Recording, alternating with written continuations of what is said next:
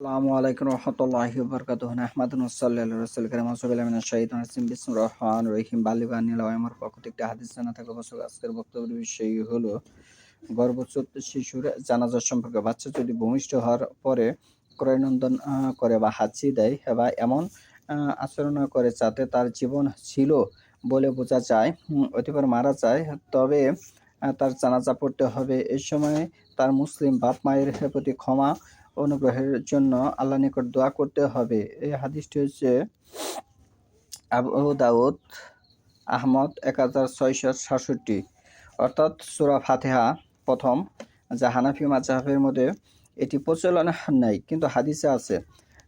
তারপরে দুরূদ ইব্রাহিম ও তারপর প্রথম জানাজা প্রথম দোয়াটি পাঠের পর শিশুর জন্য বর্ণিত 5 নম্বর দোয়াটি পাঠ শেষে পিতামাতার জন্য দোয়া করবে।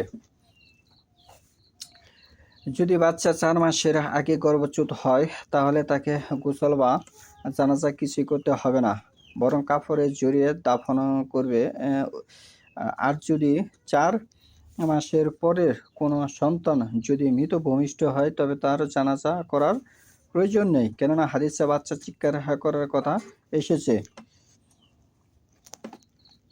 ইজাস তা হাল্লা সাবিউ সুল্লাইয়া আলাইহি ওয়া বুররা আস।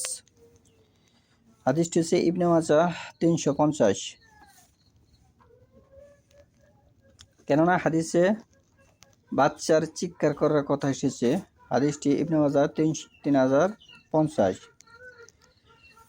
গর্ভচ্যুত সন্তানের জানাজা করতে হবে এ মর্মে সহিহ হাদিসে ভিত্তিতে একদল বিদ্বান গর্ভচ্যুত মৃত সন্তানের জানাজা করার জন্য বলেন।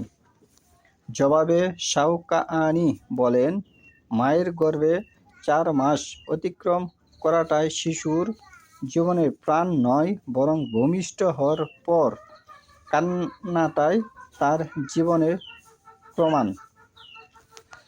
হিসেবে গণ্য হবে।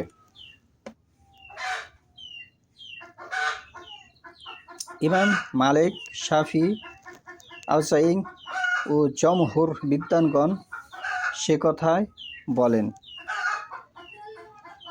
এই দলিলটি হচ্ছে ফিকহুস সুন্নাহ প্রথম খণ্ড 277, মিরআত 5 নম্বর খণ্ড 403-4।